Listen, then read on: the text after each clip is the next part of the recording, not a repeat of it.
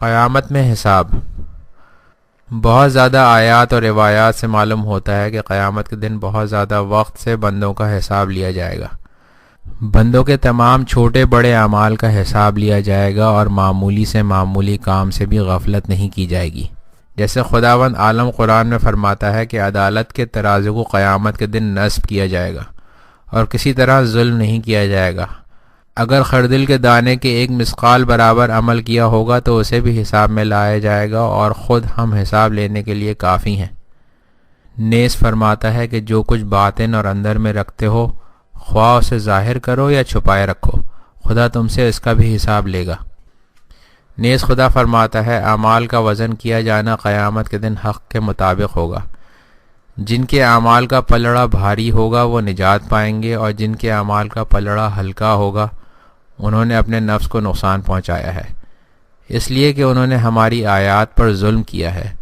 قرآن مجید میں قیامت کو یوم الحساب کہا گیا ہے اور خدا کو سریع الحساب یعنی بہت جلدی حساب لینے والا کہا گیا ہے۔ آیات اور بہت زیادہ روایات کی روح سے ایک سخت مرحلہ جو تمام بندوں کے لیے پیش لانے والا ہے وہ اعمال کا حساب و کتاب اور ان کا تولا جانا ہے۔ انسان اپنی تمام عمر میں تھوڑے تھوڑے اعمال بجا لاتا ہے اور کئی دن کے بعد انہیں فراموش کر دیتا ہے، حالانکہ معمولی سے معمولی کام بھی اس صفحہ ہستی سے نہیں مٹتے بلکہ تمام اس دنیا میں ثبت اور ضبط ہو جاتے ہیں اور انسان کے ساتھ باقی رہ جاتے ہیں، گرچہ انسان اس جہان میں بطور کلی ان سے غافل ہی کیوں نہ ہو چکا ہو۔ مرنے کے بعد جب اس کی چشم بصیرت روشن ہوگی تو تمام کے تمام اعمال ایک جگہ اکٹھے مشاہدہ کرے گا۔ اس وقت اسے احساس ہوگا کہ تمام اعمال، گفتار اور کردار، عقائد اور افکار حاضر ہیں اور اس کے ساتھ موجود ہیں اور کسی وقت اس سے جدا نہیں ہوئے۔ خداوند عالم قرآن میں فرماتا ہے کہ ہر آدمی قیامت کے دن حساب کے لیے محشر میں اس حالت میں آئے گا کہ ایک فرشتہ اسے لے آ رہا ہوگا اور وہ اس کے ہر نیک اور بد کا گواہ بھی ہوگا۔ اسے کہا جائے گا کہ تو اس واقعت اور حقیقت سے غافل تھا، لیکن آج تیری باطنی آنکھ بینا اور روشن ہو چکی ہے۔ رسول خدا صلی اللہ علیہ وآلہ وسلم نے فرمایا ہے کہ قیامت کے دن خدا کا بندہ ایک قدم نہیں اٹھائے گا مگر اس سے 4 چیزوں کا سوال کیا جائے گا۔ اس کی عمر سے کہ کس راستے میں خرچ کی ہے، اس کی جوانی سے کہ اسے کس راستے میں خرچ کیا ہے، اس کے مال سے کہ کس طریقے سے کمایا اور کہاں خرچ کیا ہے، اور ہم اہل بیت کی دوستی کے بارے میں سوال کیا جائے گا۔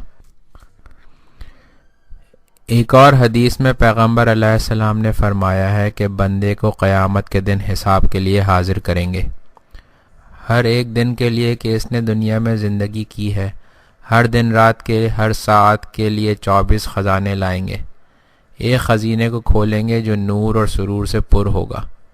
خدا کا بندہ اس کے دیکھنے سے اتنا خوشحال ہوگا کہ اگر اس کی خوشحالی کو جہنمیوں کے درمیان تقسیم کیا جائے تو وہ کسی درد اور تکلیف کو محسوس نہیں کریں گے۔ یہ وہ ساعت ہوگی کہ جس میں وہ اللہ تعالیٰ کی اطاعت میں مشغول ہوا تھا۔ اس کے بعد ایک دوسرے خزینے کو کھولیں گے جو تاریک اور بدبودار وحشت آور ہوگا۔ خدا کا بندہ اس کے دیکھنے سے اس طرح جزا اور فضا کرے گا کہ اگر اسے بہشتیوں میں تقسیم کیا جائے تو بہشت کی تمام نعمتیں ان کے لیے ناگوار ہو جائیں گی۔ یہ وہ ساعت تھی کہ جس میں وہ اللہ تعالیٰ کی نافرمانی کر رہا تھا۔ اس کے بعد اس کے لیے تیسرا خزینہ کھولیں گے کہ جو بالکل خالی ہوگا، نہ اس میں خوش کرنے والا عمل ہوگا اور نہ غم لانے والا عمل ہوگا۔ یہ وہ ساعت ہے کہ جس میں خدا کا بندہ سویا ہوا تھا یا مباح کاموں میں مشغول ہوا تھا۔ خدا کا بندہ اس کے دیکھنے سے بھی غمگین اور افسوسناک ہوگا، کیونکہ وہ اسے دنیا میں اچھے کاموں سے پر کر سکتا تھا اور کوتاہی اور سستی کی وجہ سے اس نے ایسا نہیں کیا۔ اسی لیے خداوند عالم قیامت کے بارے میں فرماتا ہے کہ یوم التغین یعنی خسارے اور نقصان کا دن۔ قیامت کے دن بندوں کا بطور وقت حساب لیا جائے گا اور ان کا انجام معین کیا جائے گا۔ تمام گزرے ہوئے اعمال کا حساب لیا جائے گا۔ انسان کے اعضاء اور جوارح، پیغمبر اور فرشتے، یہاں تک کہ زمین گواہی دے گی۔ بہت سخت حساب ہوگا اور اس پر انسان کا انجام معین کیا جائے گا۔ دل حساب کے ہونے کی وجہ سے دھڑک رہے ہوں گے اور بدن اس سے لرزہ بداندام ہوں گے۔ ایسا خوف ہوگا کہ مائیں اپنے شیرخوار بچوں کو بھول جائیں گی اور حاملہ عورتیں بچے سخت کر دیں گی. تمام لوگ مضطرب ہو جائیں گے. ان کا انجام کیا ہوگا؟ کیا ان کے حساب کا نتیجہ اللہ تعالیٰ کی خوشنودی اور آزادی کا پروانہ ہوگا اور پیغمبروں اور اولیاء خدا کے سامنے سرخروئی اور بہشت میں ہمیشہ کی زندگی ہوگی؟ اللہ کے نیک بندوں کی ہمسائیگی ہوگی یا اللہ تعالیٰ کا غیظ اور غضب لوگوں کے درمیانی رسوائی اور دوزخ میں ہمیشہ کی زندگی ہوگی؟ احادیث سے معلوم ہوتا ہے کہ بندوں کا حساب ایک جیسا نہیں ہوگا. بعض انسانوں کا حساب بہت سخت اور مشکل اور طولانی ہوگا. دوسرے بعض کا حساب آسان اور سادہ ہوگا. حساب مختلف مراحل میں لیا جائے گا اور ہر مرحلے اور موقف میں ایک چیز سے سوال کیا جائے گا. سب سے سخت مرحلہ اور موقف مظالم کا ہوگا. اس مرحلے میں حقوق الناس اور ان پر ظلم اور جور سے سوال کیا جائے گا.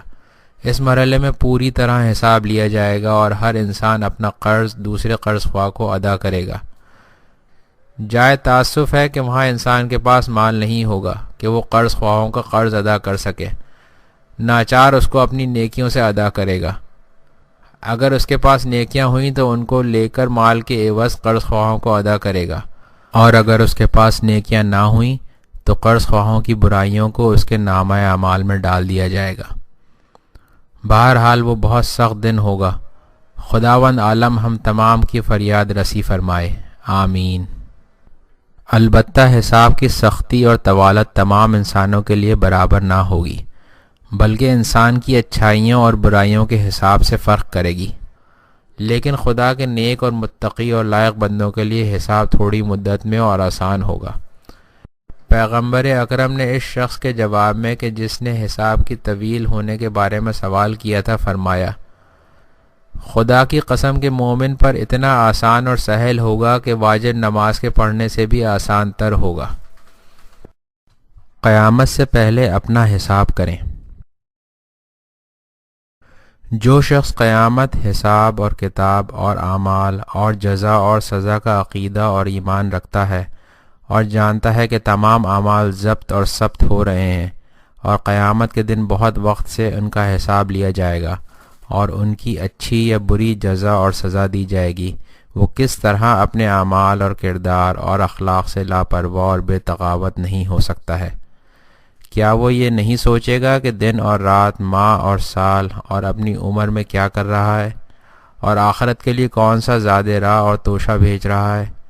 ایمان کا لازمہ یہ ہے کہ ہم اسی دنیا میں اپنے اعمال کا حساب کر لیں اور خوب غور اور فکر کریں کہ ہم نے ابھی تک کیا انجام دیا ہے اور کیا کر رہے ہیں. حساب کر لیں اور خوب غور اور فکر کریں کہ ہم نے ابھی تک کیا انجام دیا ہے اور کیا کر رہے ہیں.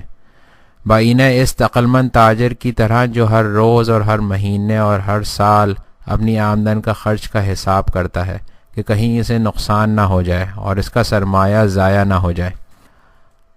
امیر المومنین علیہ السلام نے فرمایا ہے کہ اس سے پہلے کہ تمہارا قیامت کے دن حساب لیا جائے، اسی دنیا میں اپنے اعمال کو ناپ تول لو. حضرت علی علیہ السلام نے فرمایا ہے کہ جو شخص اسی دنیا میں اپنا حساب کر لے وہ فائدے میں رہے گا. امام علی نقی علیہ السلام نے فرمایا ہے کہ وہ ہم میں سے نہیں ہے جو ہر روز اپنا حساب نہیں کرتا. اگر اس نے نیک کام انجام دیے ہوں تو اللہ تعالیٰ سے اور زیادہ کی توفیق طلب کرے، اور اگر برے کام انجام دیے ہوں تو استغفار اور توبہ کرے. حضرت علی علیہ السلام نے فرمایا ہے کہ جو اپنے آپ کا حساب کر لے وہ فائدے میں ہوگا، اور جو اپنے حساب سے غافل ہوگا وہ نقصان اٹھائے گا. جو اس دنیا میں ڈرے وہ قیامت کے دن امن میں ہوگا، اور جو نصیحت حاصل کرے وہ آگاہ ہو جائے گا. جو شخص دیکھے وہ سمجھے گا، اور جو سمجھے گا وہ دانا اور عقل مند ہو جائے گا. پیغمبر اکرم نے جناب ابو ذر سے فرمایا، اے ابو ذر، اس سے پہلے کہ تیرا حساب قیامت میں لیا جائے تو اپنا حساب اسی دنیا میں کر لے، کیونکہ آج کا حساب آخرت کے حساب سے زیادہ آسان ہے. اپنے نفس کو قیامت کے دن وزن کیے جانے سے پہلے اسی دنیا میں وزن کر لے، اور اسی وسیلے سے اپنے آپ کو قیامت کے دن کے لیے، جس دن تو خدا کے سامنے جائے گا اور معمولی سے معمولی چیز اس ذات سے مخفی نہیں ہے، آمادہ کر لے. آپ نے فرمایا اے ابو ذر، انسان متقی نہیں ہوتا مگر یہ کہ وہ اپنے نفس کا حساب اس سے بھی سخت جو ایک شریک دوسرے شریک سے کرتا ہے کرے۔ انسان کو خوب سوچنا چاہیے کہ کھانے والی، پینے والی، پہننے والی چیزیں کس راستے سے حاصل کر رہا ہے، کیا حلال سے ہے یا حرام سے؟ اے ابو ذر، جو شخص اس کا پابند نہ ہو کہ مال کو کس طریقے سے حاصل کر رہا ہے، خدا بھی پرواہ نہیں کرے گا کہ اسے کس راستے سے جہنم میں داخل کرے۔ امام زین العابدین علیہ السلام نے فرمایا اے آدم کی اولاد، تو ہمیشہ خیر و خوبی پر ہوگا جب تک اپنے نفس میں واس کرنے والا رکھے رہے گا اور اپنے نفس کے حساب کرتے رہنے کا پابند رہے گا، اور اللہ کا خوف تیرا ظاہر ہو اور محزون ہونا تیرا باطن ہو۔ اے آدم کا فرزند، تو مر جائے گا اور قیامت کے دن اٹھایا جائے گا، اور اللہ تعالیٰ اور اللہ کے عدل کے ترازو کے سامنے حساب کے لیے حاضر ہوگا، لہٰذا قیامت کے دن حساب دینے کے لیے آمادہ ہو جاؤ۔ انسان اس جہان میں تاجر کی طرح ہے، اس کا سرمایہ اس کی محدود عمر ہے، یعنی یہی دن اور رات، ہفتے اور مہینے اور سال۔ یہ عمر کا سرمایہ ہو نہ ہو خرچ ہو کر رہے گا، اور آہستہ آہستہ موت کے نزدیک ہو جائے گا۔ جوانی بڑھاپے میں، طاقت کمزوری میں، اور صحت اور سلامتی بیماری میں تبدیل ہو جائے گی۔ اگر انسان نے عمر کو نیک کاموں میں خرچ کیا اور آخرت کے لیے توشہ اور زاد راہ بھیجا تو اس نے نقصان اور ضرر نہیں کیا، کیونکہ اس نے اپنے لیے مستقبل سعادت مند اور اچھا فراہم کر لیا۔ لیکن اگر اس نے عمر کے گراں قدر سرمایہ جوانی اور اپنی سلامتی کو ضائع کیا اور اس کے مقابلے میں آخرت کے لیے نیک عمل ذخیرہ نہ بنایا، بلکہ برے اخلاق اور گناہ کے ارتکاب سے اپنے نفس کو کثیف اور آلودہ کیا، تو اس نے اتنا بڑا نقصان اٹھایا ہے کہ جس کی تلافی نہیں کی جا سکتی۔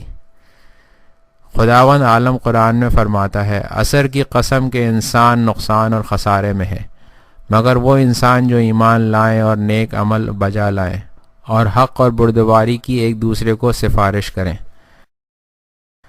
امیر المومنین علیہ السلام فرماتے ہیں کہ عاقل وہ ہے جو آج کے دن میں کل یعنی قیامت کی فکر کرے اور اپنے آپ کو آزاد کرنے کی کوشش کرے، اور اس کے لیے کہ جس سے بھاگ جانا یعنی موت سے ممکن نہیں ہے نیک اعمال انجام دے۔ نیز حضرت علی علیہ السلام نے فرمایا ہے کہ جو شخص اپنا حساب کرے تو وہ اپنے عیبوں کو سمجھ پاتا ہے اور گناہوں کو معلوم کر لیتا ہے، اور پھر گناہوں سے توبہ کرتا ہے اور اپنے عیبوں کی اصلاح کرتا ہے۔ کس طرح حساب کریں؟ نفس پر کنٹرول کرنا سادہ اور آسان کام نہیں ہوتا، بلکہ سوچ اور فکر اور سیاست، بردباری اور حتمی ارادے کا محتاج ہوتا ہے۔ کیا نفس امارہ اتنی آسانی سے رام اور مطیع ہو سکتا ہے؟ کیا اتنی سادگی سے فیصلے اور حساب کے لیے حاضر ہو جاتا ہے؟ کیا اتنی آسانی سے حساب دے دیتا ہے؟ امیر المومنین علیہ السلام فرماتے ہیں کہ جس نے اپنے نفس کو اپنی تدبیر اور سیاست کے کنٹرول میں نہ دیا تو اس نے اسے ضائع کر دیا۔ حضرت علی علیہ السلام نے فرمایا ہے کہ جس شخص نے اپنے نفس کا فریب اور دھوکہ دینا مول لے لیا تو وہ اس کو ہلاکت میں ڈال دے گا۔ حضرت علی علیہ السلام نے فرمایا ہے کہ جس شخص کے نفس میں بیداری اور آگاہی ہو تو خداوند عالم کی طرف سے اس کے لیے نگہبان معین کیا جائے گا۔ نیز حضرت صلی اللہ علیہ وآلہ وسلم نے فرمایا ہے کہ پے در پے جہاد سے اپنے نفس کے مالک بنو اور اپنے کنٹرول میں رکھو۔ نفس کے حساب کو 3 مرحلوں میں انجام دیا جائے تاکہ تدریجاً وہ اس کی عادت کرے اور مطیع ہو جائے۔ 1. مشارت اور عہد لینا۔ نفس کے حساب کو اس طرح شروع کریں، دن کی پہلی گھڑی میں ہر روز کے کاموں کے انجام دینے سے پہلے ایک وقت مشارت کے لیے معین کر لیں۔ مثال کے طور پر صبح کی نماز کے بعد ایک گوشے میں بیٹھ جائیں اور اپنے آپ سے گفتگو کریں اور یوں کہیں ابھی میں زندہ ہوں لیکن یہ معلوم نہیں کہ کب تک زندہ رہوں گا، شاید 1 گھنٹہ یا اس سے کم اور زیادہ زندہ رہوں گا۔ عمر کا گزرا ہوا وقت ضائع ہو گیا ہے لیکن عمر کا باقی وقت ابھی میرے پاس موجود ہے اور یہی میرا سرمایہ بن سکتا ہے۔ بقیہ عمر کے ہر وقت میں آخرت کے لیے زاد راہ مہیا کر سکتا ہوں، اور اگر ابھی میری موت آ گئی اور حضرت عزرائیل علیہ السلام میری جان قبض کرنے کے لیے آ گئے تو ان سے کتنی خواہش و تمنا کرتا کہ ایک دن یا ایک گھڑی اور میری عمر میں زیادہ کیا جائے۔ اے بیچارے نفس، اگر تو اسی حالت میں ہو اور تیری یہ تمنا اور خواہش پوری کر دی جائے اور دوبارہ مجھے دنیا میں لوٹا دیا گیا تو سوچ کہ تو کیا کرے گا۔ اے نفس، اپنے آپ اور میرے اوپر رحم کر اور ان گھڑیوں کو بے فائدہ ضائع نہ کر، سستی نہ کر کہ قیامت کے دن پشیمان ہوگا۔ لیکن اس دن پشیمانی اور حسرت کوئی فائدہ نہیں دے گی۔ اے نفس، تیری عمر کی ہر گھڑی کے لیے خداوند عالم نے ایک خزانہ برقرار کر رکھا ہے کہ اس میں تیرے اچھے اور برے عمل محفوظ کیے جاتے ہیں اور تو ان کا نتیجہ اور انجام قیامت کو دیکھے گا۔ اے نفس، کوشش کر کہ ان خزانوں کو نیک اعمال سے پر کر دے اور متوجہ رہے کہ ان خزانوں کو گناہ اور نافرمانی سے پر نہ کرے۔ اسی طرح اپنے جسم کے ہر عضو کو مخاطب کر کے ان سے عہد اور پیمان لیں کہ وہ گناہ کا ارتکاب نہ کریں۔ مثلا زبان سے کہیں جھوٹ، غیبت، چغل خوری، عیب جوئی، گالیاں، بیہودہ گفتگو، توہین، ذلیل کرنا، اپنی تعریف کرنا، لڑائی جھگڑا، جھوٹی گواہی، یہ سب کے سب برے اخلاق اور اللہ کی طرف سے حرام کیے گئے ہیں اور انسان کی اخروی زندگی کو تباہ کر دینے والے ہیں۔ اے زبان، میں تجھے اجازت نہیں دیتا کہ تو ان کو بجا لائے۔ اے زبان، اپنے اور میرے اوپر رحم کر اور نافرمانی سے ہاتھ اٹھا لے، کیونکہ تیرے سب کہے ہوئے اعمال کو خزانہ اور دفتر میں لکھا جاتا ہے اور قیامت کے دن ان کا مجھے جواب دینا ہوگا۔ اس ذریعے سے زبان سے وعدہ لیں کہ وہ گناہ کا ارتکاب نہ کرے۔ اس کے بعد اسے وہ نیک اعمال جو زبان بجا لا سکتی ہے بتلائے جائیں اور اسے مجبور کریں کہ وہ ان کو سارے دن میں بجا لائے۔ مثلا اس سے کہیں کہ تو فلاں ذکر اور کام سے اپنے اعمال کے دفتر اور خزانے کو نور اور سرور سے پر کر دے اور آخرت کے جہان میں اس کا نتیجہ حاصل کر اور اس سے غفلت نہ کر کے پشیمانی ہو جائے گی۔ اسی طرح ہر ایک عضو سے گفتگو کرے اور وعدہ لے کہ گناہوں کا ارتکاب نہ کریں اور نیک اعمال انجام دیں۔ امام جعفر صادق علیہ السلام نے اپنے والد بزرگوار سے نقل کیا ہے کہ آپ نے فرمایا کہ جب رات ہوتی ہے تو رات اس طرح کی آواز دیتی ہے کہ جسے سوائے جن اور انسان کے تمام موجودات اس کی آواز کو سنتے ہیں۔ وہ آواز یوں دیتی ہے: اے آدم کے فرزند، میں نئی مخلوق ہوں، جو کام مجھ میں انجام دیے جاتے ہیں میں اس کی گواہی دوں گی۔ مجھ سے فائدہ اٹھاؤ، سورج نکلنے کے بعد اس دنیا میں نہیں آؤں گی۔ تو پھر مجھ سے اپنی نیکیوں کا اضافہ نہیں کر سکے گا اور نہ ہی اپنے گناہوں سے توبہ کر سکے گا، اور جب رات چلی جاتی ہے اور دن نکل آتا ہے تو دن بھی اسی طرح کی آواز دیتا ہے۔ ممکن ہے کہ نفس امارہ اور شیطان ہمیں یہ کہے کہ تو اس قسم کے پروگرام پر تو عمل نہیں کر سکتا، مگر ان قیود اور حدود کے ہوتے ہوئے زندگی کی جا سکتی ہے۔ کیا ہر روز ایک گھڑی اس طرح کے حساب کے لیے معین کی جا سکتی ہے؟ نفس امارہ اور شیطان اس طرح کے وسوسے سے ہمیں فریب دینا چاہتے ہیں اور ہمیں حتمی ارادے سے روکنا چاہتے ہیں۔ ضروری ہے کہ اس کے مقابلے کے لیے ڈٹ جانا چاہیے اور اسے کہیں کہ اس طرح کا پروگرام پوری طرح سے قابل عمل ہے اور یہ روزمرہ کی زندگی سے کوئی منافات نہیں رکھتا، اور چونکہ یہ میرے نفس کے پاک کرنے اور اخروی سعادت کے لیے ضروری ہے، لہٰذا مجھے یہ کام انجام دینا ہوگا اور اتنا مشکل بھی نہیں ہے۔ تو اے نفس، ارادہ کر لے اور عزم کر لے، یہ کام آسان ہو جائے گا، اور اگر ابتدا میں کچھ مشکل ہو تو آہستہ آہستہ عمل کرنے سے آسان ہو جائے گا۔ 2. مراقبت۔ جب انسان اپنے نفس سے مشاورت یعنی عہد لے چکے تو پھر اس کے بعد اس عہد پر عمل کرنے کا مرحلہ آتا ہے کہ جسے مراقبت کہا جاتا ہے۔ لہٰذا تمام دن میں تمام حالات میں اپنے نفس کی مراقبت اور محافظت کرتے رہیں کہ وہ وعدہ اور عہد جو کر رکھا ہے اس پر عمل کریں۔ انسان کو تمام حالات میں بیدار اور مواظب رہنا چاہیے اور خدا کو ہمیشہ حاضر اور ناظر جانے اور کیے ہوئے وعدے کو یاد رکھے کہ اگر اس نے ایک لحظہ بھی غفلت کی تو ممکن ہے کہ شیطان اور نفس امارہ اس کے ارادے میں رخنہ اندازی کرے اور کیے وعدے پر عمل کرنے سے روک دے۔ امیر المومنین علیہ السلام نے فرمایا ہے کہ عاقل وہ ہے جو ہمیشہ نفس کے ساتھ جہاد میں مشغول رہے اور اس کی اصلاح کی کوشش کرتا رہے اور اس ذریعے سے اسے اپنی ملکیت میں قرار دے۔ عقل مند انسان نفس کو دنیا اور جو کچھ دنیا میں ہے مشغول رکھنے سے پرہیز کرنے والا ہوتا ہے۔ حضرت علی علیہ السلام نے فرمایا ہے کہ نفس پر اعتماد کرنا اور نفس سے خوشبین ہونا شیطان کے لیے بہترین موقع فراہم کرتا ہے۔ نیز حضرت صلی اللہ علیہ وآلہ وسلم نے فرمایا ہے کہ جو شخص نفس کے اندر سے روکنے والا رکھتا ہو تو خداوند عالم کی طرف سے بھی اس کے لیے محافظت کرنے والا معین کیا جاتا ہے۔ جو انسان اپنے نفس کا مراقب ہے وہ ہمیشہ بیدار اور خدا کی یاد میں ہوتا ہے۔ وہ اپنے آپ کو ذات الہی کے سامنے حاضر دیکھتا ہے، کسی کام کو بغیر سوچے سمجھے انجام نہیں دیتا۔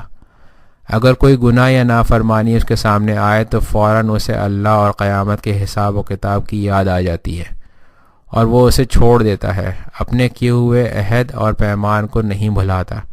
اسی ذریعے سے اپنے نفس کو ہمیشہ اپنی ملکیت اور کنٹرول میں رکھتا ہے اور اپنے نفس کو برائیوں اور ناپاکیوں سے روکے رکھتا ہے۔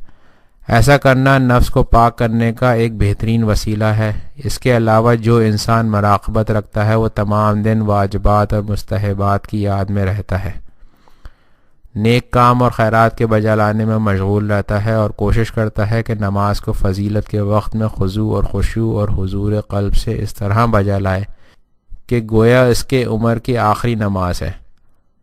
ہر حالت اور ہر کام میں اللہ کی یاد میں ہوتا ہے، فارغ وقت بہودہ اور لغویات میں نہیں کاٹتا اور آخرت کے لیے ان اوقات سے فائدہ اٹھاتا ہے۔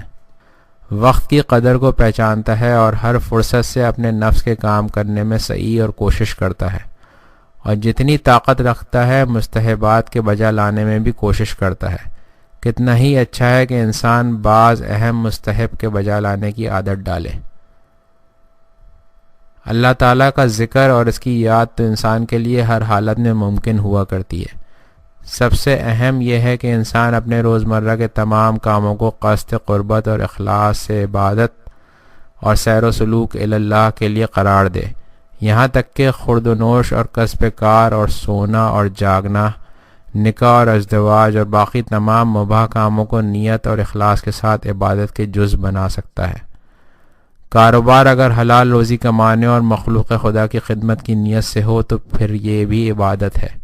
اسی طرح کھانا پینا، اٹھنا بیٹھنا، سونا اور جاگنا اگر زندہ رہنے اور اللہ کی بندگی کے لیے قرار دے تو یہ بھی عبادت ہے۔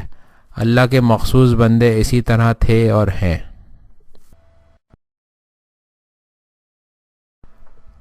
3. اعمال کا حساب۔ تیسرا مرحلہ اپنے ہر روز کے اعمال کا حساب کرنا ہے۔ ضروری ہے کہ انسان دن میں ایک وقت اپنے سارے دن کے اعمال کے حساب کرنے کے لیے معین کر لے، اور کتنا ہی اچھا ہے کہ یہ وقت رات کے سونے کے وقت ہو، جبکہ انسان تمام دن کے کاموں سے فارغ ہو جاتا ہے۔ اس وقت تنہائی میں بیٹھ جائے اور خوب فکر کرے کہ آج سارا دن اس نے کیا کیا ہے۔ ترتیب سے دن کی پہلی گھڑی سے شروع کرے اور آخر غروب تک ایک ایک چیز کا دقیق حساب کرے۔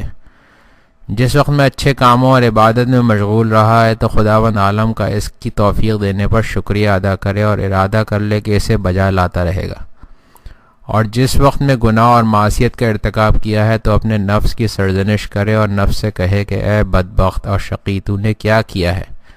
کیوں تو نے اپنے نامہ اعمال کو گناہ سے سیاہ کیا ہے؟ قیامت کے دن خدا کا کیا جواب دے گا؟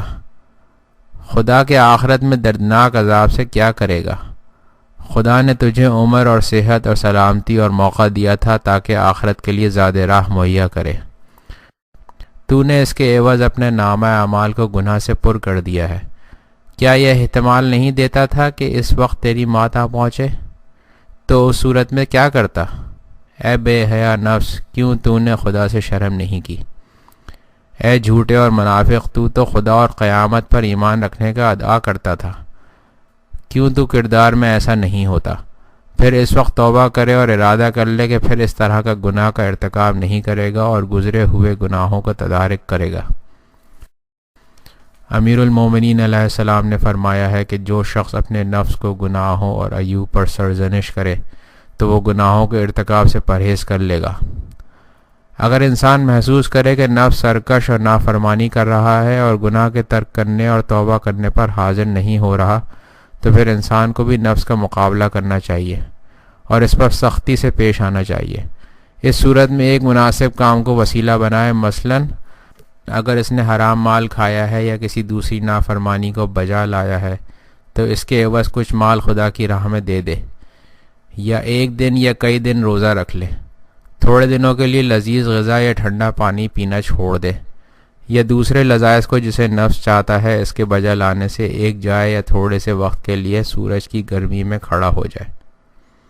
بہرحال نفس امارہ کے سامنے سستی اور کمزوری نہ دکھلائے، ورنہ وہ مسلط ہو جائے گا اور انسان کو ہلاکت کی وادی میں جا پھینکے گا۔ اور اگر تم اس کے سامنے سختی اور مقابلے کے ساتھ پیش آئے تو وہ تیرا مطیع اور فرما بردار ہو جائے گا۔ اگر کسی وقت میں نہ کوئی اچھا کام انجام دیا ہو، نہ کسی گناہ کا ارتکاب کیا ہو، تو پھر بھی نفس کو سرزنش اور ملامت کرے اور اسے کہے کہ کس طرح تو نے عمر کے سرمایہ کو ضائع کیا ہے، تو اس وقت نیک عمل بجا لا سکتا تھا اور آخرت کے لیے زیادہ راہ حاصل کر سکتا تھا، کیوں نہیں ایسا کیا؟ اے بدبخت نقصان اٹھانے والے، کیوں ایسی گراں قدر فرصت کو ہاتھ سے جانے دیا؟ اس دن جس دن پشیمانی اور حسرت فائدہ مند نہ ہوگی، پشیمان ہوگا۔ اس طریقے سے پورے وقت جیسے ایک شریک دوسرے شریک سے کرتا ہے، اپنے دن رات کے کاموں کو مورد وقت اور مواخذہ قرار دے۔ اگر ہو سکے تو اپنے ان تمام کے نتائج کو کسی کاپی میں لکھ لے۔ بہرحال نفس کے پاک و پاکیزہ بنانے کے لیے مراقبت اور حساب ایک بہت ضروری اور فائدہ مند کام شمار ہوتا ہے۔ جو شخص بھی سعادت کا طالب ہے اسے اس کو اہمیت دینی چاہیے۔ اگرچہ یہ کام ابتدا میں مشکل نظر آتا ہے، لیکن اگر ارادہ اور پائیداری کر لے تو یہ جلدی آسان اور سہل ہو جائے گا اور نفس امارہ کنٹرول اور زیر نظر ہو جائے گا۔ رسول خدا صلی اللہ علیہ وآلہ وسلم نے فرمایا ہے کہ میں تمہیں عقل مندوں کا عقل مند اور احمقوں کا حق نہ بتلاؤں؟ عرض کیا گیا یا رسول اللہ فرمائیے۔ آپ نے فرمایا سب سے عقل مند انسان وہ ہے جو اپنے نفس کا حساب کرے اور مرنے کے بعد کے لیے نیک عمل بجا لائے، اور سب سے احمق وہ ہے کہ جو خواہشات نفس کی پیروی کرے اور دور دراز خواہشوں میں سرگرم رہے۔ اس آدمی نے عرض کی یا رسول اللہ صلی اللہ علیہ وآلہ وسلم، انسان کس طرح اپنے نفس کا حساب کرے؟ آپ صلی اللہ علیہ وآلہ وسلم نے فرمایا جب دن ختم ہو جائے اور رات ہو جائے تو اپنے نفس کی طرف رجوع کرے اور اس سے کہے اے نفس، آج کا دن بھی چلا گیا اور پھر لوٹ کر نہیں آئے گا۔ خداوند عالم تجھ سے اس دن کے بارے میں سوال کرے گا کہ اس دن کو کن چیزوں میں گزارا ہے اور کون سا عمل انجام دیا ہے۔ کیا اللہ کا ذکر اور اس کی یاد کی ہے؟ کیا کسی مومن بھائی کا حق ادا کیا ہے؟ کیا کسی مومن بھائی کا غم دور کیا ہے؟ کیا اس کی غیر حاضری میں اس کے اہل و عیال کی سرپرستی کی ہے؟ کیا اس کے مر جانے کے بعد اس کے اہل و عیال کے بارے میں اس کا حق ادا کیا ہے؟ کیا کسی مومن بھائی کی غیبت سے دفاع کیا ہے؟ کیا کسی مسلمان کی مدد کی ہے؟ آج کے دن کیا کیا ہے؟ اس دن جو کچھ انجام دیا ہو ایک ایک کو یاد کرے، اگر وہ دیکھے کہ اس نے نیک کام انجام دیے ہیں تو خداوند عالم کا اس نعمت اور توفیق پر شکریہ ادا کرے، اور اگر دیکھے کہ اس نے گناہ کا ارتکاب کیا ہے اور نافرمانی بجا لایا ہے تو توبہ کرے اور ارادہ کر لے کہ اس کے بعد گناہوں کا ارتکاب نہیں کرے گا، اور پیغمبر اور اس کی آل پر درود بھیج کر اپنے نفس کی کثافتوں کو اس سے دور کرے، اور امیر المومنین علیہ السلام کی ولایت اور بیعت کو اپنے نفس کے سامنے پیش کرے۔ آپ کے دشمنوں پر لعنت بھیجے، اگر اس نے ایسا کر لیا تو خدا اس سے کہے گا کہ میں تم سے قیامت کے دن حساب لینے سے سختی نہیں کروں گا، کیونکہ تو میرے اولیاء کے ساتھ محبت رکھتا تھا اور ان کی دشمنوں سے دشمنی رکھتا تھا۔ امام موسیٰ کاظم علیہ السلام نے فرمایا ہے کہ وہ ہم میں سے نہیں ہے جو اپنے نفس کا ہر روز حساب نہیں کرتا۔ اگر وہ اچھے کام انجام دے تو خداوند عالم سے زیادہ توفیق دینے کو طلب کرے، اور اگر نافرمانی اور معصیت کا ارتکاب کیا ہو تو استغفار اور توبہ کرے۔ پیغمبر علیہ السلام نے ابو ذر سے فرمایا کہ عقل مند انسان کو اپنا وقت تقسیم کرنا چاہیے، ایک وقت خداوند عالم کے ساتھ مناجات کرنے کے لیے مخصوص کرے، اور ایک وقت اپنے نفس کے حساب لینے کے لیے مختص کرے، اور ایک وقت ان چیزوں میں غور کرنے کے لیے کہ جو خداوند عالم نے اسے عنایت کی ہیں مخصوص کرے۔ امیر المومنین علیہ السلام نے فرمایا ہے کہ اپنے نفس سے اس کے کردار اور اعمال کے بارے میں حساب لیا کرو، اس سے واجبات کی ادا کرنے کا مطالبہ کرو اور اس سے چاہو کہ اس دنیا فانی سے استفادہ کرے اور آخرت کے لیے زاد راہ اور توشہ بھیجے، اور اس سفر کے لیے قبل اس کے کہ اس کے لیے اٹھائے جاؤ آمادہ ہو جاؤ۔ نیز حضرت علی علیہ السلام نے فرمایا ہے کہ انسان کے لیے کتنا ضروری ہے کہ ایک وقت اپنے لیے معین کر لے جبکہ تمام کاموں سے فارغ ہو چکا ہو، اس میں اپنے نفس کا حساب کرے اور سوچے کہ گزرے ہوئے دن اور رات میں کون سے اچھے اور فائدہ مند کام انجام دیے ہیں اور کون سے برے نقصان دینے والے کاموں کو بجا لایا ہے۔ امیر المومنین علیہ السلام نے فرمایا ہے کہ اپنے نفس سے جہاد کر اور اس سے ایک شریک کے مانند حساب کتاب لے اور ایک قرض خواہ کی طرح اس سے حقوق الہی کے ادا کرنے کا مطالبہ کرے، کیونکہ سب سے زیادہ سعادت مند انسان وہ ہے کہ جو اپنے نفس کے حساب کے لیے آمادہ ہو۔ حضرت علی علیہ السلام نے فرمایا ہے کہ جو شخص اپنے نفس کا حساب کرے تو وہ اپنے عیبوں سے آگاہ ہو جاتا ہے اور اپنے گناہوں کو جان جاتا ہے اور ان سے توبہ کرتا ہے اور اپنے عیبوں کی اصلاح کرتا ہے۔ امام جعفر صادق علیہ السلام نے فرمایا ہے کہ اس سے پہلے کہ قیامت کے دن تمہارا حساب لیا جائے تم اس دنیا میں اپنا حساب خود کر لو، کیونکہ قیامت کے دن 50 مقامات پر بندوں کا حساب لیا جائے گا اور ہر ایک مقام میں 1000 سال تک اس کا حساب لیا جاتا رہے گا۔ آپ نے اس کے بعد یہ آیت پڑھی، وہ دن کہ جس کی مقدار 50,000 سال ہوگی۔ اس بات کی یاد دہانی بہت ضروری ہے کہ انسان نفس کے حساب کے وقت خود نفس پر اعتماد نہ کرے اور اس کی بابت خوش عقیدہ نہ ہو، کیونکہ نفس بہت ہی مکار اور امارہ سو ہے۔ سینکڑوں ہیلے بہانے سے اچھے کام کو برا اور برے کام کو اچھا ظاہر کرتا ہے۔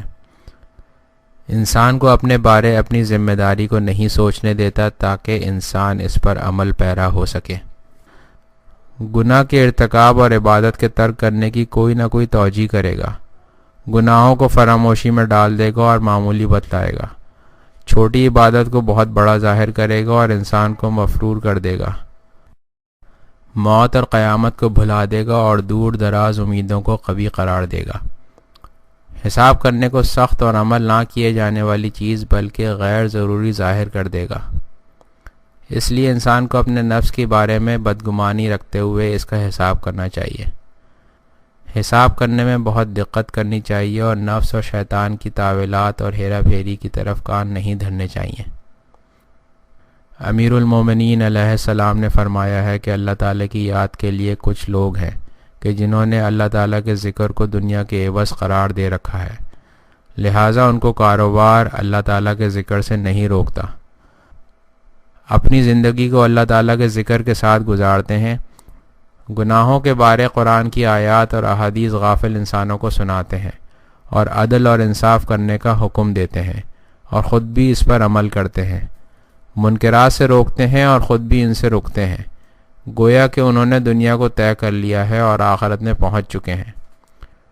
انہوں نے اس دنیا کے علاوہ اور دنیا کو دیکھ لیا ہے اور گویا برزخ کے لوگوں کے حالات جو غائب ہیں ان سے آگاہ ہو چکے ہیں۔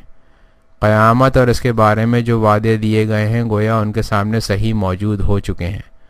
دنیا والوں کے لیے غیبی پردے اس طرح ہٹا دیتے ہیں گویا وہ ایسی چیزوں کو دیکھ رہے ہوں کہ جن کو دنیا والے نہیں دیکھ رہے ہوتے، اور ایسی چیزوں کو سن رہے ہیں کہ جنہیں دنیا والے نہیں سن رہے۔ اگر تو ان کے مقامات عالیہ اور ان کی مجالس کو اپنی عقل کے سامنے مجسم کرے تو گویا وہ یوں نظر آئیں گے کہ انہوں نے اپنے روز کے اعمال نامہ کو کھولا ہوا ہے اور اپنے اعمال کے حساب کر لینے سے فارغ ہو چکے ہیں، یہاں تک کہ ہر چھوٹے بڑے کاموں سے کہ جن کا انہیں حکم دیا گیا ہے اور ان کے بجا لانے میں انہوں نے کوتاہی برتی ہے، یا جن سے انہیں روکا گیا ہے اور انہوں نے اس کا ارتکاب کر لیا ہے۔ ان تمام کی ذمہ داری اپنی گردن پر ڈالتے ہیں اور اپنے آپ کو ان کے بجا لانے اور اطاعت کرنے میں کمزور دیکھتے ہیں اور زار زار گریہ و بکا کرتے ہیں اور گریہ اور بکا سے اللہ کی بارگاہ میں اپنی پشیمانی کا اظہار کرتے ہیں۔ ان کو تم ہدایت کرنے والا اور اندھیروں کے چراغ پاؤ گے جن کے ارد گرد ملائکہ نے گھیرا ہوا ہے اور اللہ تعالیٰ کی مہربانی ان پر نازل ہو چکی ہے۔ اللہ کے دروازے ان کے لیے کھول دیے گئے ہیں اور ان کے لیے محترم اور مکرم جگہ حاضر کی جا چکی ہے۔ توبہ یا نفس کو پاک و صاف کرنا۔ نفس کو پاک اور صاف کرنے کا بہترین راستہ گناہوں کا نہ کرنا اور اپنے آپ کو گناہوں سے محفوظ رکھنا ہے۔ اگر کوئی شخص گناہوں سے بالکل آلودہ نہ ہو اور نفس کی ذاتی پاکی اور صفا پر باقی رہے تو یہ اس شخص سے افضل ہے جو گناہ کرنے کے بعد توبہ کر لے۔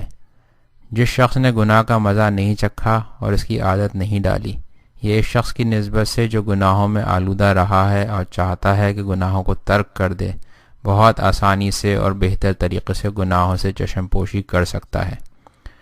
امیر المومنین علیہ السلام نے فرمایا ہے کہ گناہ کا ترک کر دینا توبہ کے طلب کرنے سے زیادہ آسان ہے، لیکن جو انسان گناہوں سے آلودہ ہو جائیں انہیں بھی اللہ تعالیٰ کی رحمت سے نا امید نہیں ہونا چاہیے، کیونکہ اللہ تعالیٰ کی طرف رجوع کرنے کا راستہ کسی وقت بھی بند نہیں ہوتا، بلکہ مہربان اللہ تعالیٰ نے گناہ گاروں کے لیے توبہ کا راستہ ہمیشہ کے لیے کھلا رکھا ہوا ہے اور ان سے چاہا ہے کہ وہ اللہ تعالیٰ کی طرف پلٹ آئیں اور توبہ کے پانی سے نفس کو گناہوں کی گندگی اور پلیدی سے دھو ڈالیں۔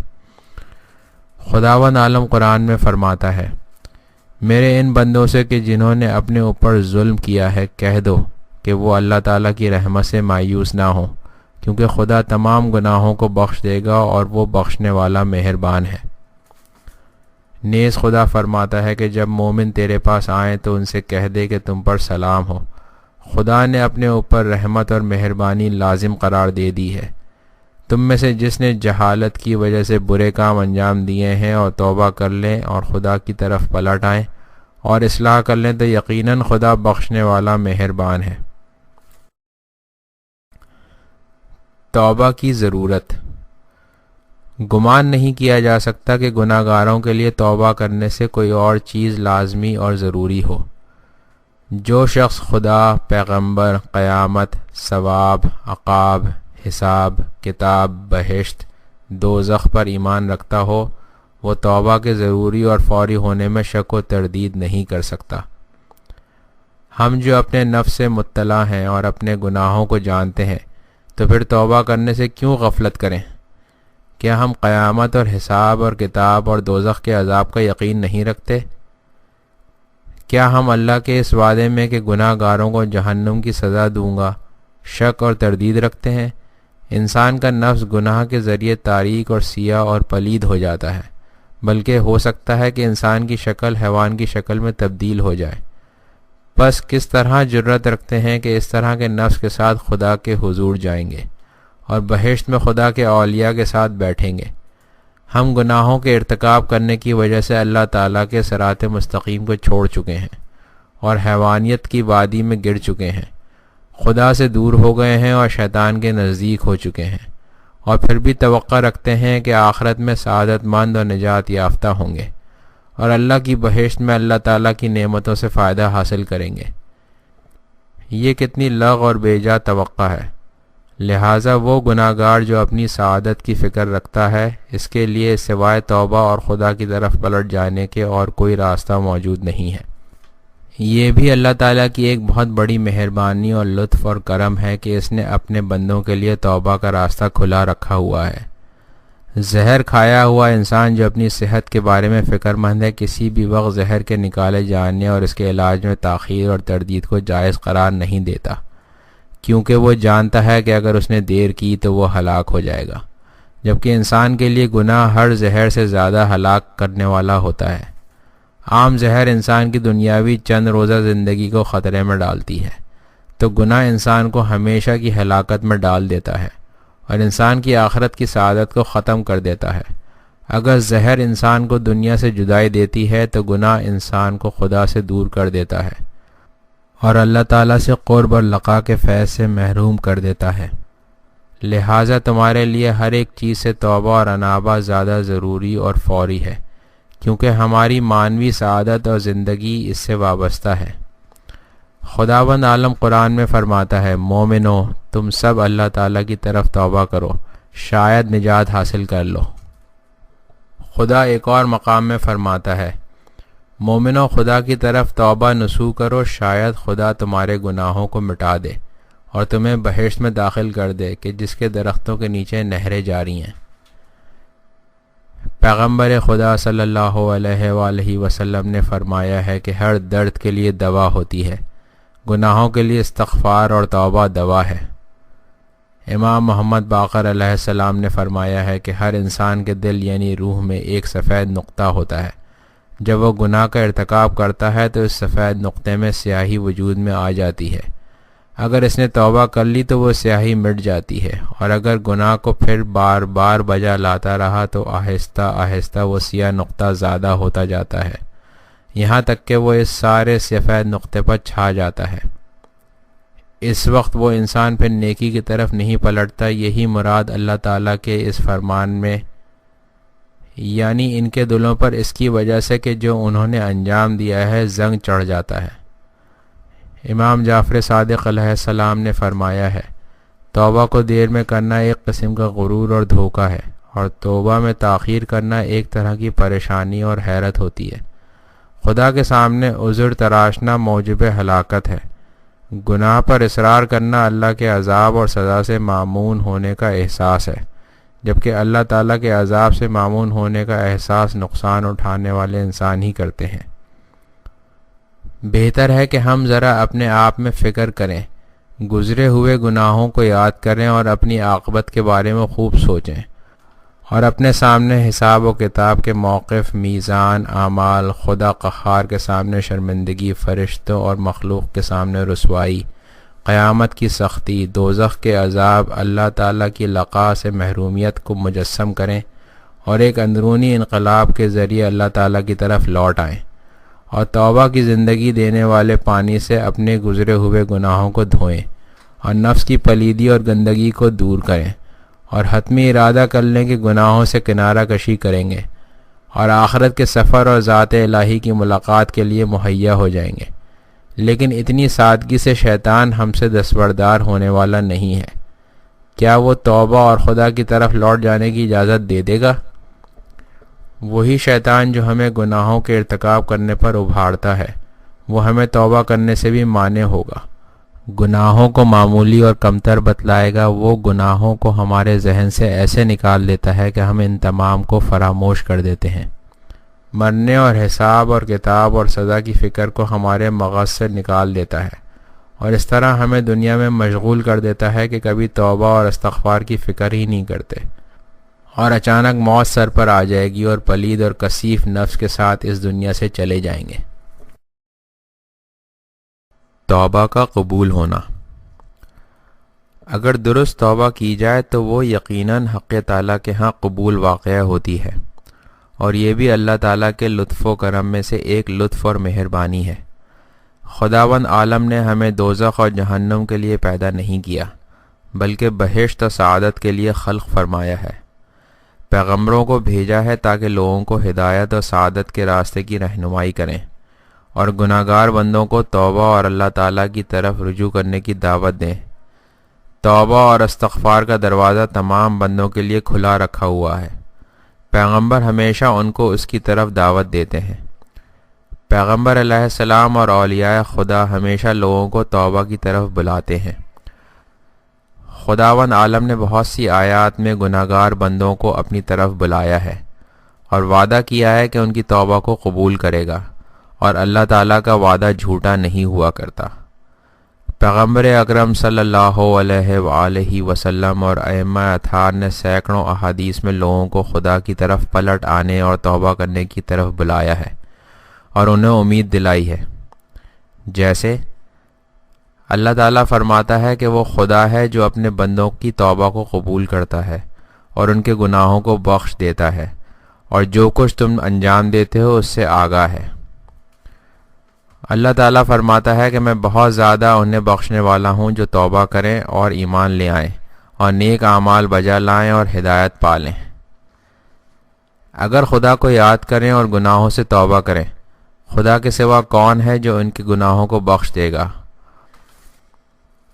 اور وہ لوگ جو اپنے برے کاموں پر اصرار نہیں کرتے اور گناہوں کی برائی سے آگاہ ہیں، یہ وہ لوگ ہیں کہ جن کے اعمال کی جزا بخشا جانا اور ایسے باغات ہیں کہ جن کے درمیان نہریں جاری ہیں، اور ہمیشہ کے لیے وہاں زندگی کریں گے، اور عمل کرنے والوں کے لیے ایسی جزا کتنی ہی اچھی ہے۔ امام محمد باقر علیہ السلام نے فرمایا ہے کہ گناہوں سے توبہ کرنے والا اس شخص کی طرح ہے کہ جس نے کوئی گناہ ہی نہ کیا ہو، اور جو گناہوں کو بجا لانے پر اصرار کرتا ہے اور زبان پر استغفار کے کلمات جاری کرتا ہے، یہ مسخرہ کرنے والا ہوتا ہے۔ اس طرح کی آیات اور روایات بہت زیادہ موجود ہیں، لہٰذا توبہ کے قبول کیے جانے میں کوئی شک اور تردد نہیں کرنا چاہیے، بلکہ خداوند عالم توبہ کرنے والے کو دوست رکھتا ہے۔ قرآن مجید میں فرماتا ہے، یقیناً خدا توبہ کرنے والے اور اپنے آپ کو پاک کرنے والے کو دوست رکھتا ہے۔ امام محمد باقر علیہ السلام نے فرمایا ہے، اللہ تعالیٰ کا اس بندے سے جو توبہ کرتا ہے خوشنود ہونا اس شخص سے زیادہ ہوتا ہے کہ جو تاریک رات میں اپنے سواری کے حیوان اور زاد راہ اور توشہ کو گم کرنے کے بعد پیدا کر لے۔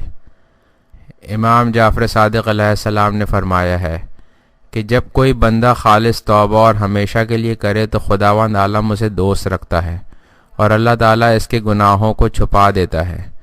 راوی نے عرض کی، اے فرزند رسول صلی اللہ علیہ وآلہ وسلم، اللہ تعالیٰ کس طرح گناہوں کو چھپا دیتا ہے؟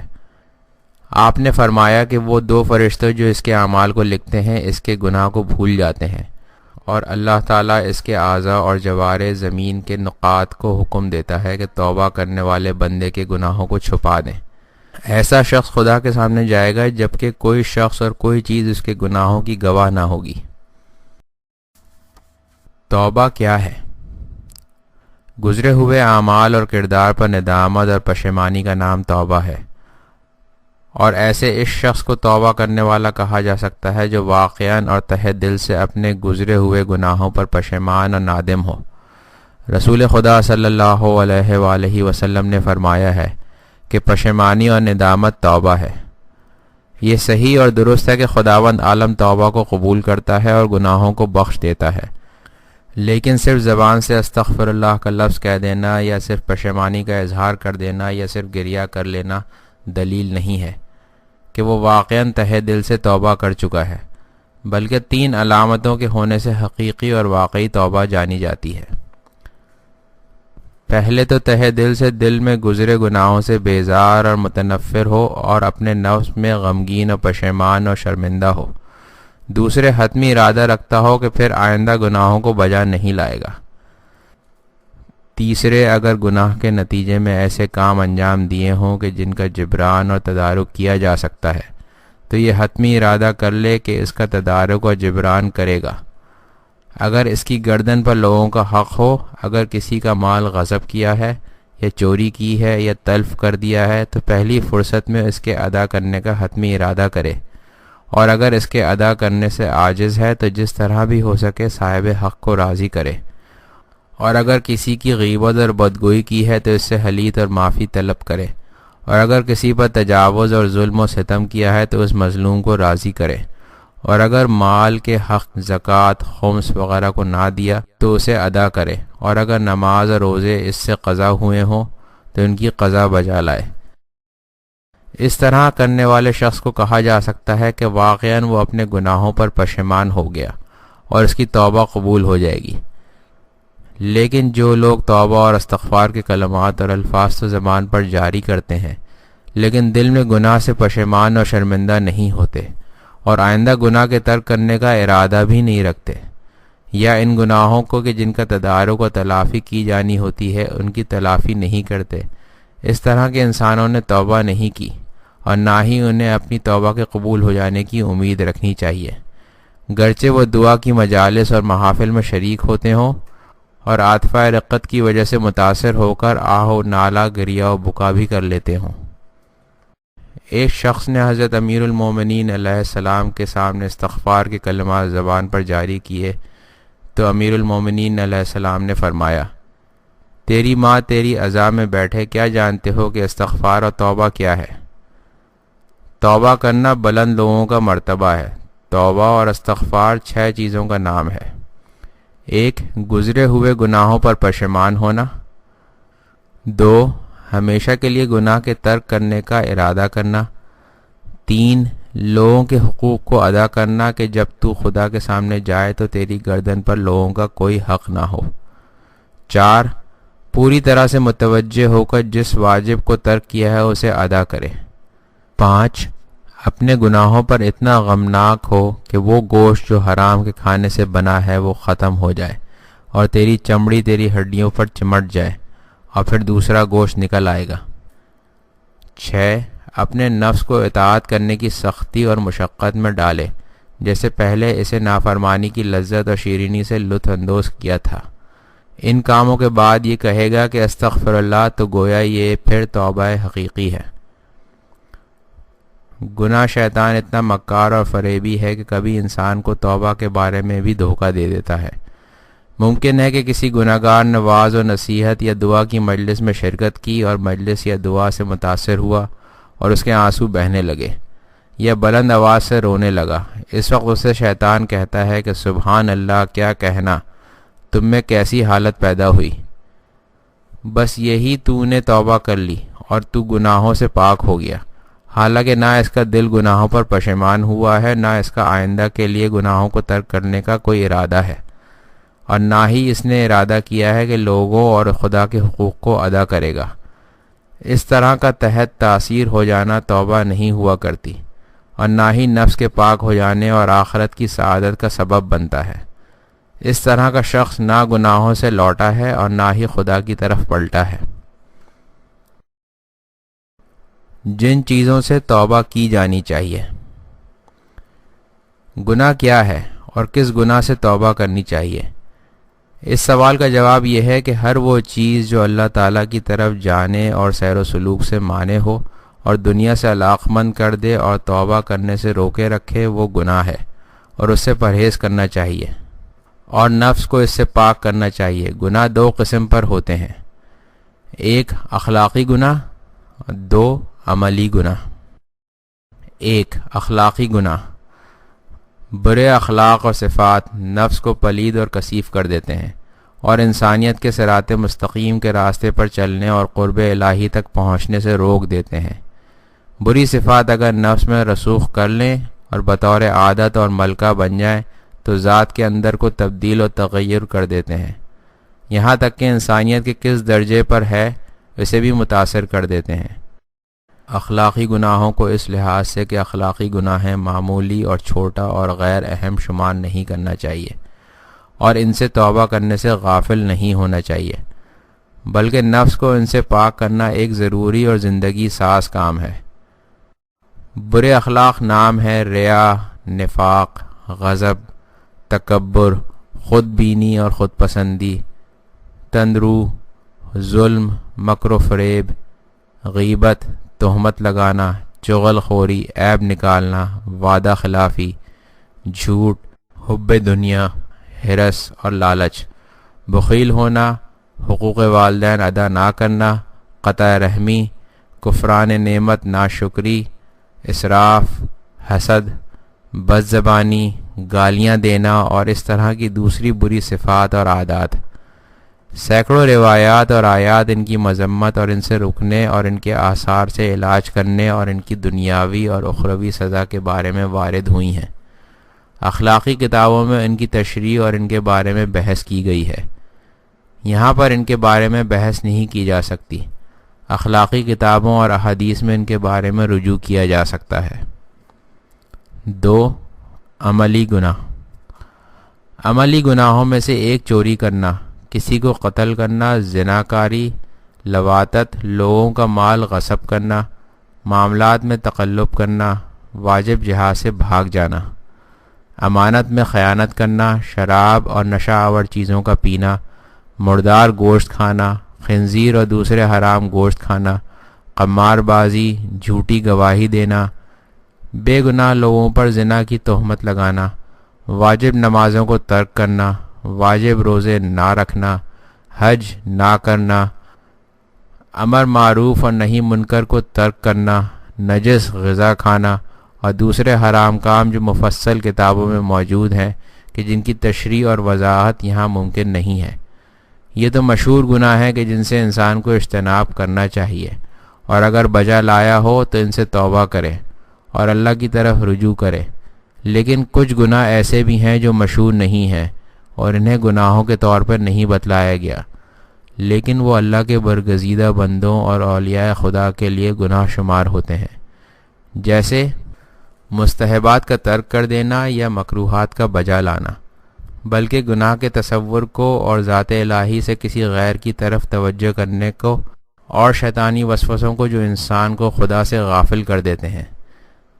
یہ تمام اولیاء خدا اور اس کی صفات اور افعال کو پوری اور کامل معرفت نہ رکھنے کو جو ہر ایک انسان کے لیے ممکن نہیں ہے، اللہ تعالیٰ کے خاص منتخب بندوں کے لیے گناہ شمار ہوتے ہیں، اور ان سے وہ توبہ کرتے رہتے تھے، بلکہ اس سے بالاتر ذات الہی اور اس کی صفات اور افعال کی پوری اور کامل معرفت نہ رکھنے کو جو ہر ایک انسان کے لیے ممکن نہیں ہے، اللہ اور اس طرح کے نقص کے احساس سے ان کے جسم پر لرزہ طاری ہو جاتا تھا، اور گریہ نالہ و زاری سے خدا کی طرف رجوع کرتے تھے اور توبہ اور استغفار کرتے تھے۔ پیغمبروں اور ائمہ اطہار کے توبہ کرنے کو اسی معنی میں لیا جانا چاہیے۔ امام جعفر صادق علیہ السلام نے فرمایا ہے کہ رسول خدا صلی اللہ علیہ وآلہ وسلم ہر روز 70 دفعہ استغفار کرتے تھے، جبکہ آپ پر کوئی گناہ بھی نہیں تھا۔ رسول خدا صلی اللہ علیہ وآلہ وسلم نے فرمایا ہے کہ کبھی میرے دل پر تاریکی عارض ہوتی تھی تو اس کے لیے میں ہر روز 70 دفعہ استغفار کیا کرتا تھا۔ کتاب کا دوسرا حصہ، نفس کی تکمیل اور تربیت۔ نفس کی تکمیل اور تربیت۔ نفس کو پاک صاف کرنے کے بعد اس کی تکمیل اور تربیت کا مرحلہ آتا ہے کہ جسے اصطلاح اخلاق میں تحلیہ کہا جاتا ہے۔ علوم عقلیہ میں ثابت ہو چکا ہے کہ انسان کا نفس ہمیشہ حرکت اور ہونے کی حالت میں ہوتا ہے۔ اس کی فعلیت اور اس کی استعداد اور قوت سے ملی ہوئی ہوتی ہے۔ آہستہ آہستہ اپنے اندر کی قوت اور استعداد کو مقام فعلیت اور بروز و ظہور میں لاتا ہے اور اپنی ذات کی پرورش کرتا ہے۔ اگر نفس نے صراط مستقیم پر حرکت کی اور چلا تو وہ آہستہ آہستہ کامل اور کامل تر ہوتا جاتا ہے، یہاں تک کہ وہ آخر کمال تک پہنچ جاتا ہے، اور اگر صراط مستقیم سے ہٹ گیا اور گمراہی کے راستے پر گامزن ہوا تو پھر آہستہ آہستہ کمال انسانی سے دور ہوتا جاتا ہے اور حیوانیت کی ہولناک وادی میں جا گرتا ہے۔